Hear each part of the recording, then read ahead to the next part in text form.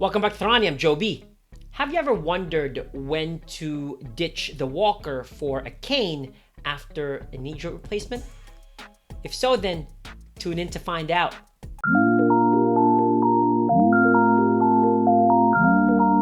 After knee joint replacement, there is a presence of post-operative swelling that can increase knee pain, limit knee bending, weaken the knee muscles, and reduce weight-bearing tolerance.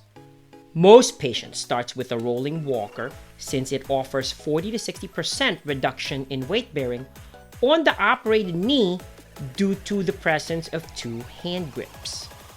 This prevents excessive swelling recurrence for better healing that allows the patient's knee range of motion to increase for a more normal walking pattern that eventually qualifies the patient to switch to a cane.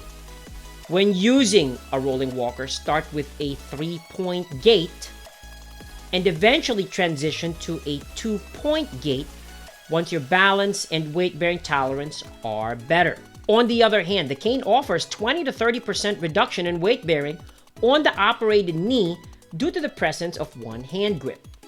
However, it challenges the patient's balance better to eventually transition to independent walking. When using a cane, start with a 3-point gait pattern and eventually transition to a 2-point gait.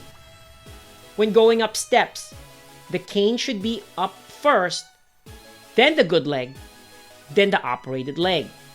When going down steps, it should be the cane first, then the operated leg, then the good leg. This will be the same sequence when negotiating ramps and curbs.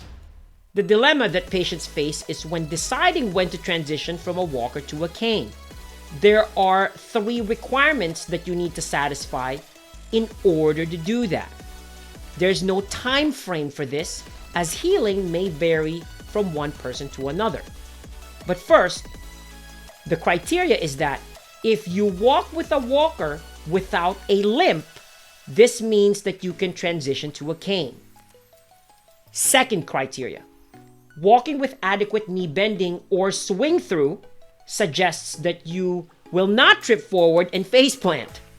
Therefore, you can start using the cane as well.